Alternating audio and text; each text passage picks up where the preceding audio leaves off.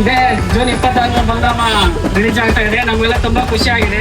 ಈ ರಸಗುಣ ಕನ್ನಡದಾದ್ಯಂತ ತಿರುಗಿ ನಮ್ಮ ವೀಕ್ಷಕರು ಬಂದಿರೋದ್ರೆ ನಮ್ಗೂ ತುಂಬಾ ಖುಷಿ ಆಗಿದೆ ಎಲ್ಲ ಅಭಿಮಾನಿಗಳಿಗೆ. ನಮ್ಮ ಬಾಸ್ಗೆ ಕೊಟ್ರು ಅಂದ್ರೆ ವಿನಯ್ ಗೌಡ. ಬಟ್ ವಿನಯ್ ಗೌಡ ಅವರು ಮತ್ತೆ ರಜತ್ ಅವರು ಆಕ್ಟಿಂಗ್ ಮಾಡಿದ್ರೆ ಚೆನ್ನಾಗಿ ಮಾಡೋದು.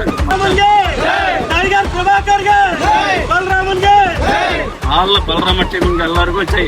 ಹಾಗೆ ನಮ್ಮ ಶ್ರೇಯಸ್ ಅಣ್ಣನ್ ಕೂಡ ಜೈ.